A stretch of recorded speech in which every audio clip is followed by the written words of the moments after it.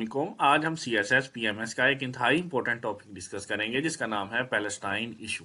यानी इसराइल फलस्तीन तनाज़ा। सबसे पहले हम थोड़ा सा ओवरव्यू देख लेते हैं, फिर हम इसका इंट्रोडक्शन और मुकम्मल तफसील को देखेंगे। अगर हम देखें कि बिफोर 1947 से पहले जो 100% तक पैलेस्टाइन था, वो उसमें सारे जो थे वो अरब ही रहते थे, लेकिन उसके अंदर सिर्फ कुछ कुछ आबादियां जो थी वो ज्यूस की थी, यहूदियों की थी, जो बाद में इसराइल बना। लेकिन अगर हम 1947 में यूएन का पार्टीशन प्लान देखते हैं तो 44% जो इलाका था वो फलस्तीन के पास रह गया, जबकि बाकी जो इलाका था 56% वो इसराइल के हिस्से में आया। इसी तरह 1967 की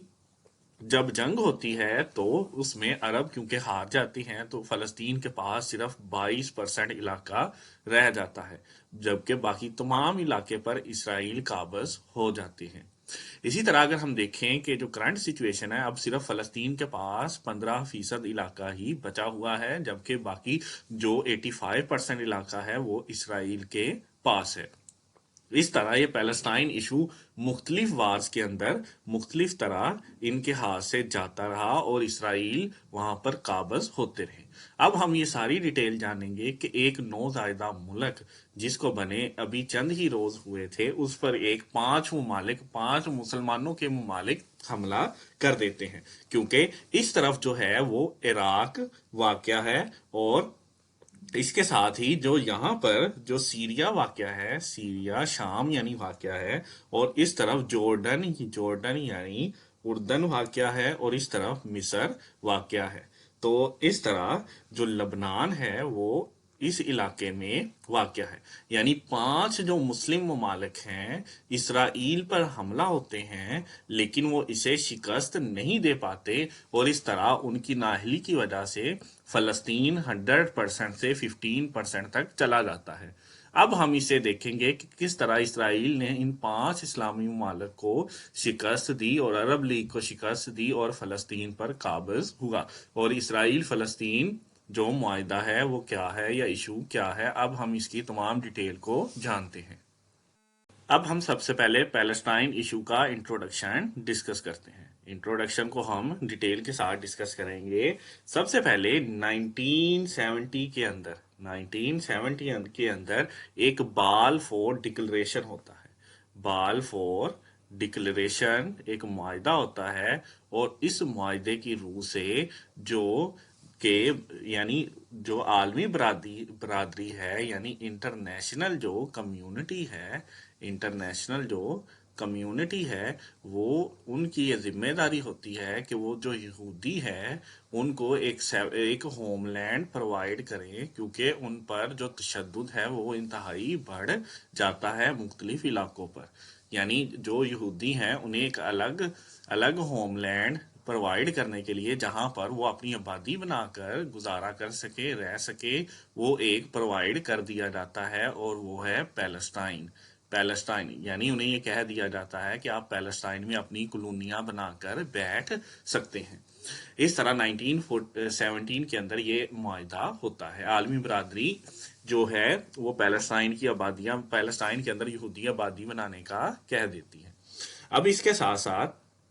जब 1990 की वर्ल्ड वार वन होती है, 1919 की वर्ल्ड वार वन होती है, क्योंकि इसके अंदर जो तुर्की है वो हार जाता है। यानी तुर्की जिसका अलायंस है वो ग्रुप हार जाता है, तो तुर्की के जेर सल्तनत ये इलाका होता है, ये वाला एरिया तुर्की के जेर सल्तनत होता है। अब ये तुर्की से छीनकर ब्रिटिश के पास चला जाता है, तुर्की से छीनकर ये ब्रिटिश के पास चला जाता है। तो अब ब्रिटिश की जिम्मेदारी होती है कि वो यहूदियों की कॉलोनियों को यहाँ सेटलमेंट करे, तो ब्रिटिश उनकी कॉलोनियां सेटलमेंट करना शुरू कर देते हैं। इस तरह 1920 से 1939 तक मुख्तलिफ कंट्रीज से यहूदी आकर, ज्यूस आकर यहाँ आबाद होना शुरू हो जाते हैं और इन्वेस्टमेंट करते हैं, अपनी आबादी बनाना शुरू कर देते हैं। अब 1939 से 1945 तक जो कि वर्ल्ड वार टू होती है। वर्ल्ड वार टू के अंदर जो हिटलर है ہٹلر وہ آدھی جو یہودیوں کی آبادی ہے اسے ختم کر دیتا ہے اور یورپ کے اندر ہولوکاسٹ ہوتا ہے اور یہودی بچ بچا کر یہاں آ کر شفٹ ہونا شروع ہو جاتے ہیں. آپ یہ کہہ لیں کہ ساری دنیا کے یہودی جو ہیں وہ بچ بچا کر اپنی کالونی میں آنا شروع ہو جاتے ہیں. اس طرح جو ہے ساری جو دنیا ہے ان کی جو سمپیتھی ہے یعنی ان کی جو ہمدردی ہے وہ یہودیوں کے ساتھ اٹیچ ہو جاتی ہے کہ یہودیوں پر بہت زیادہ ظلم و ستم ہوا لہذا انہیں یہاں ایڈجسٹ اور سیٹلمنٹ کیا جائے. اب یہاں پر 1947 کے قریب قریب یہاں پر اگر دیکھا جائے تو عرب جو تھے وہ میجورٹی کے اندر موجود تھے. عرب جو تھے وہ میجورٹی کے اندر موجود تھے جبکہ جو جیوز تھے وہ مائنورٹی کے اندر موجود تھے. مائنورٹی کے اندر یہ موجود تھے. اب ہوا یہ کہ جو یو این تھا یو این نے یہ ڈیسیژن لیا کہ کیوں نہ ہم پیلسٹائن کو ڈیوائیڈ کر دیں. پیلسٹائن کو ڈیوائیڈ کر دیں یعنی اس کے اندر ایک عرب کنٹری ہو اور ایک جیوز کی کنٹری ہو اور جو یروشلم ہے وہ انٹرنیشنل سٹی ہو اس طرح یو این اس کی ڈویژن کا پلان بناتا ہے.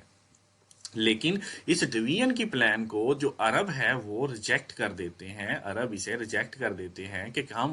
ہم اپنے علاقے کو کیوں تقسیم کریں جبکہ یہودی جو ہے وہ ایکسیپٹ کر لیتے ہیں کیونکہ انہیں مفت کے اندر ایک علیحدہ وطن مل رہا ہوتا ہے.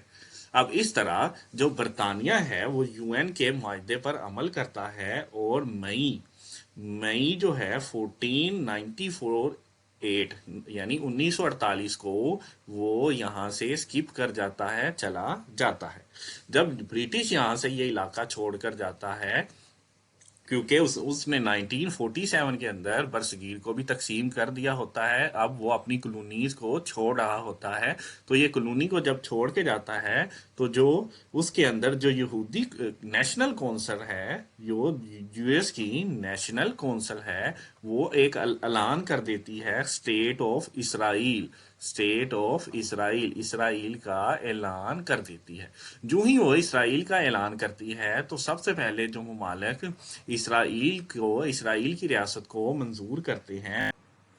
اس طرح یو ایس ایس آر اور فرانس جو ہے وہ اسرائیل کو منظور کر لیتے ہیں اس طرح ڈویژن کو قبول کر لیتے ہیں. لیکن جو عرب کے لوگ ہیں وہ اسے ریجیکٹ کر دیتے ہیں اور اس کے خلاف لڑائی شروع کر دیتے ہیں. اب ہم آگے مکمل اس کی ڈیٹیل کو دیکھتے ہیں.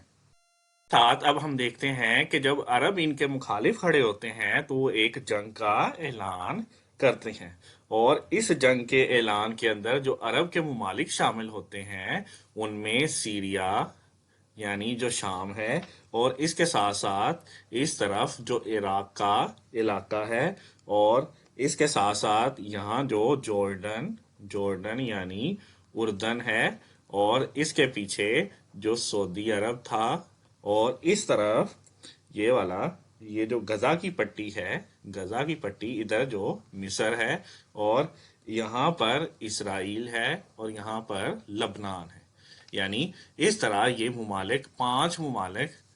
ممالک جو حملہ کر دیتے ہیں ایک نوزائیدہ ملک پر یعنی اسرائیل پر. ان میں مصر، اردن، سیریا، عراق اور لبنان شامل ہوتے ہیں. اس طرح یہ پانچ ممالک اسرائیل پر حملہ کر دیتے ہیں اسرائیل پر اٹیک کر دیتے ہیں کہ اس نے زبردستی آ کر یہاں پر ہم پر مسلط ہوئے. اسے کہتے ہیں 1948 کی جو جنگ ہے عرب اسرائیل وار کے نام سے اسے جانا جاتا ہے جس کے اندر یہ پانچ ممالک اسرائیل پر حملہ کر دیتے ہیں. اب اسرائیل کو کیونکہ انٹرنیشنل سپورٹ حاصل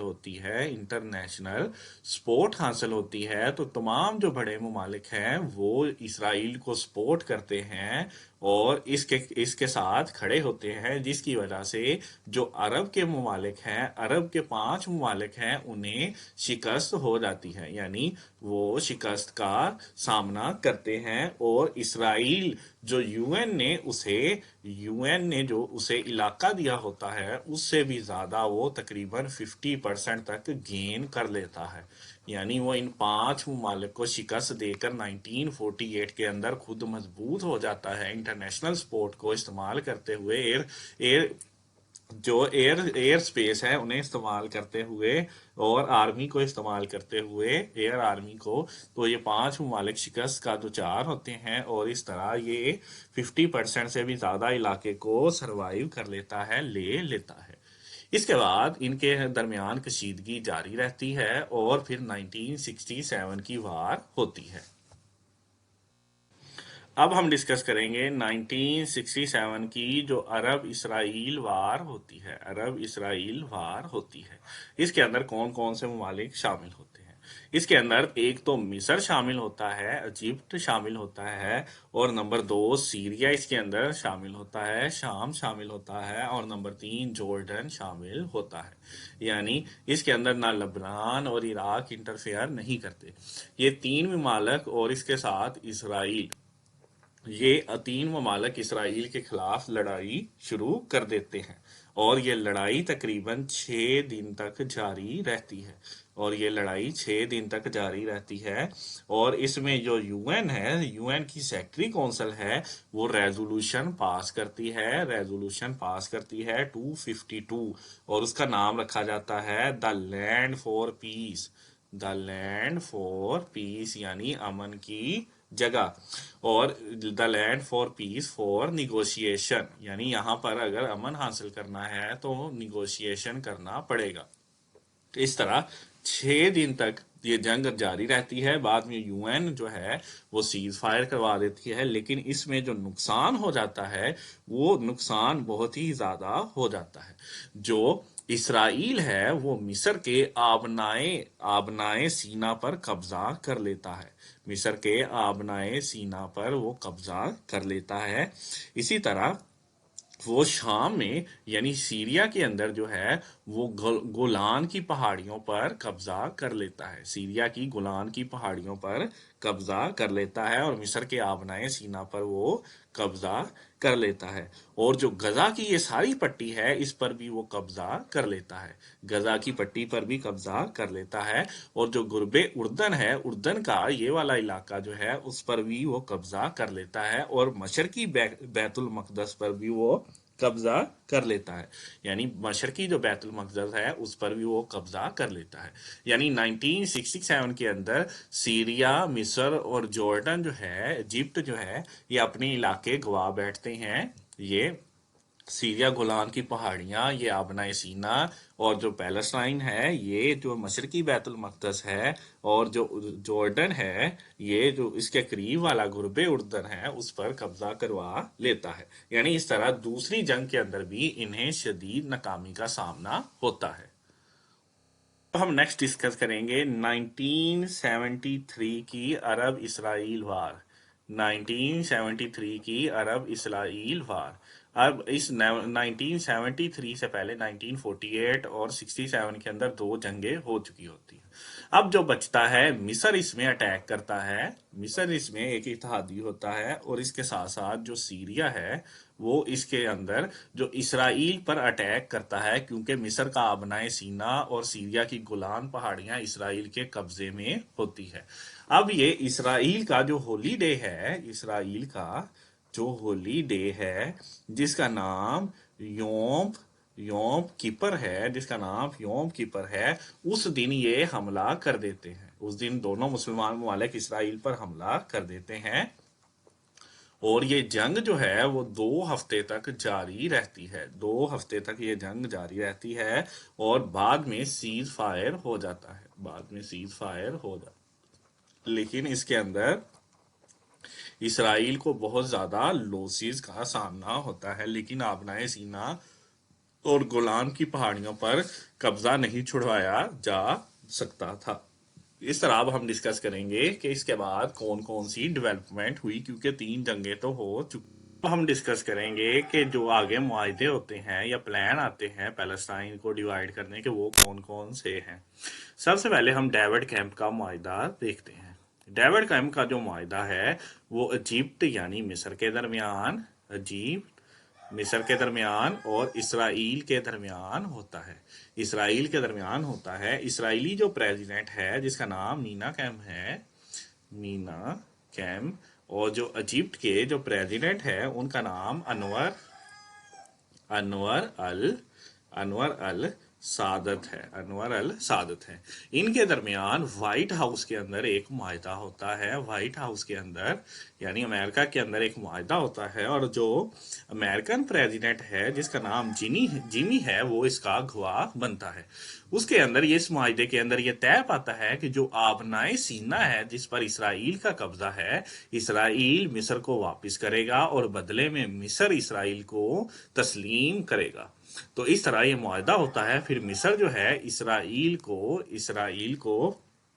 1978 کے اندر اس معاہدے کے ذریعے قبول کرتا ہے، منظور کرتا ہے، ایک الگ ریاست مانتا ہے۔ تو جو عرب لیگ ہے، عرب لیگ جس کا سرگنا، جس کا مین جو بنانے والا ہے وہ مصر یعنی ایجپٹ ہی تھا۔ تو جب مصر اس کو بناتا ہے تو پھر مصر کو ہی عرب لیگ سے احتجاجاً پروٹیسٹن ایجپٹ کو باہر نکال دیا جاتا ہے۔ بعد میں 3-4 سال تک اسے باہر نکالے رکھتے ہیں، بعد میں عرب لیگ میں اسے دوبارہ شامل کر دیا جاتا ہے۔ عرب لیگ جو کہ 1946 کے اندر بنی تھی، جس میں پہلے 22 جو مسلم ممالک شامل تھے۔ اس طرح ڈیوڈ کیمپ کا یہ معاہدہ مکمل ہوتا ہے۔ اب 1993 کے اندر ایک اوسلو معاہدہ ہوتا ہے۔ اوسلو معاہدہ 1993 کے اندر اس معاہدے کی روح سے یہ طے پاتا ہے کہ جو پیلسٹائن اور اسرائیل آپس میں نیگوشیشن کریں گے، اور جو اسرائیل ہے جو اس نے قبضہ کیا ہے اس کے 1947 کے بعد، وار کے بعد جو قبضہ ہے وہ علاقہ واپس کرے گا، بدلے میں پیلسٹائن اسے ایکسیپٹ کرے گا، اس کی ریاست کو ایکسیپٹ کرے گا۔ ان کے درمیان یہ اوسلو اکارڈ 1993 ہوتا ہے۔ لیکن جو سیکنڈ راؤنڈ کیمپ اکارڈ ہے، سیکنڈ راؤنڈ جو کیمپ ڈیوڈ اکارڈ جو کہ پہلے 1978 کے اندر ہو چکا تھا۔ اچھا، اب یہ اس کے اندر جو ان کا جو اسرائیلی جو پریزیڈنٹ ہوتا ہے یعنی اسرائیلی جو یٹزیک اس کا قتل کر دیا جاتا ہے۔ تو اس اسرائیلی کی موت کے بعد یہ پھر معاہدہ آگے نہیں بڑھ پاتا اور یہ ادھر کا ادھر ہی رک جاتا ہے۔ اس کے بعد جو کوارٹر پلان آتا ہے یا جو عراق کا پیس پلان آتا ہے وہ ہم ڈسکس کرتے ہیں۔ ڈسکس کریں گے کوارٹر پلان جو کہ 2002 کے اندر آتا ہے۔ اب اس کوارٹر ممالک کے اندر کون کون سی تنظیمیں یا ممالک شامل ہیں؟ ان میں ایک UN تھا، ایک US تھا، اور اس کے ساتھ ساتھ رشیا اور یورپی یونین تھا۔ اس طرح یہ چار مختلف قسم کے ممالک کی تنظیمیں یا ممالک یہ ایک پلان دیتی ہے، اس پلان کی روح سے، تاکہ اسرائیل اور پیلسٹائن کے درمیان دوبارہ جنگ نہ ہو، لڑائی نہ ہو، اور اسرائیل کی آباد کاری ہو، ان کی کالونیز مکمل طور پر بنائی جا سکے اور پیلسٹائن انہیں ایکسیپٹ کرے اور اس طرح امن آئے۔ لیکن یہ معاہدہ کیونکہ فلسطینیوں کی حق خود ارادیت اور فلسطینیوں کے حقوق کے بالکل منافی تھا، تو یہ 2016 تک کامیاب نہ ہو سکا۔ اس کے بعد جو عرب تھے، عربوں نے بھی ایک پلان دیا۔ اس پلان کے 4 بنیادی نکات تھے کہ 1967 سے پہلے والے ایریا پر اسرائیل واپس چلا جائے، اور اس کے ساتھ ساتھ جو پیلسٹائن ہے، پیلسٹائن کو جو مکمل طور پر ریاست مانا جائے، ایک سٹیٹ مانا جائے، اور جو یروشلم ہے مشرقی یروشلم، ان کا کیپٹل مانا جائے، یعنی اسرائیل یروشلم کو پیلسٹائن کا کیپٹل مانے۔ اور اس کے ساتھ ساتھ جو گولان کی پہاڑیاں ہیں، کیونکہ آبنائے سینا تو واپس ہو چکا تھا، گولان کی پہاڑیوں کو سیریا کو واپس کیا جائے، اور جو غزہ کی پٹی ہے، یہ غزہ کی پٹی جس پر کنٹراڈکشن جاری رہتی ہے، اسے یہ چھوڑ دیں اور اس کو ریفیوجیز کے لیے چھوڑ دیا جائے۔ اس طرح یہ 4 بنیادی جو پوائنٹ ہے وہ عرب پیس پلان آتا ہے، یہ بھی 2002 کے ہی جو مقابلے میں آتا ہے، جو کہ کوارٹر پلان 2002 تھا۔ تو اس طرح یہ مختلف قسم کے پلانز آتے ہیں، لیکن کوئی بھی کامیاب نہیں ہو پاتا۔ اب اس کی ہم مکمل اور باقی ڈیٹیل دیکھتے ہیں کہ اس پہ یو این کا سٹانس کیا ہے، اسرائیل کا سٹانس کیا ہے، اور پیلسٹائن کا سٹانس کیا ہے، اور او آئی سی کا سٹانس کیا ہے۔ اب ان کے درمیان جو تنازع ہے وہ کیا ہے، اب ہم دیکھتے ہیں کہ جو اسرائیل ہے وہ جو مکمل یروشلم ہے اسے اپنا دارالخلافہ یعنی کیپٹل مانتا ہے، اور جو پیلسٹائن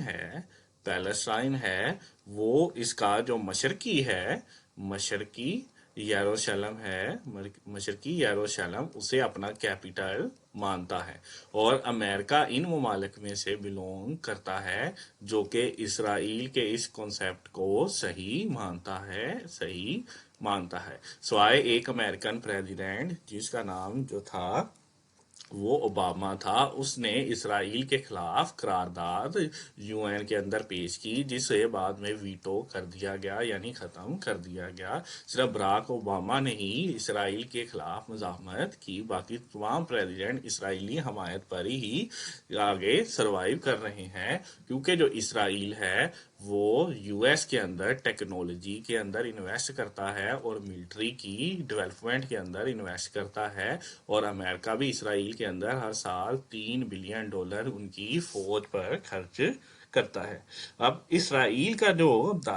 یو این کے کہنے پر اسرائیل نے جو غزہ کی پٹی ہے ادھر سے فوجیں تو نکال لی ہیں، لیکن ادھر جو 6 لاکھ جو یہودی ہیں وہ اپنی کالونیز بنا کر بیٹھے ہیں، جس کی وجہ سے جو پیلسٹائن کے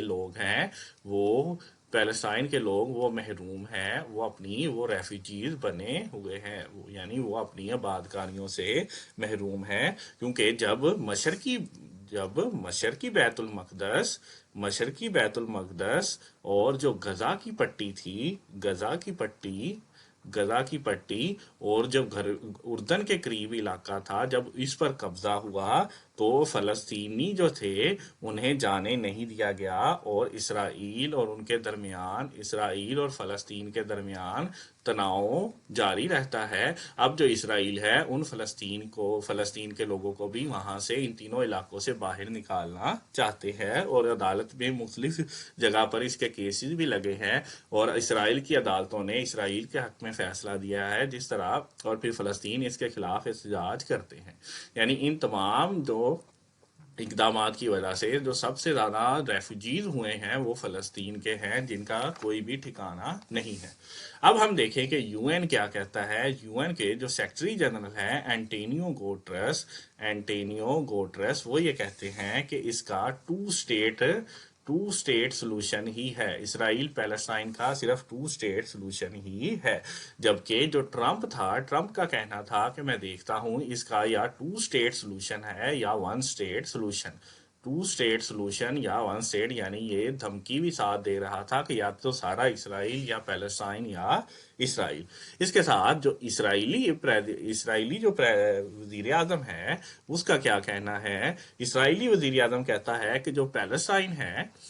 پیلسٹائن ہے فلسطین ہے، وہ تو ایک تو اس کی ریاست کو مان لے، دوسرا جو ہے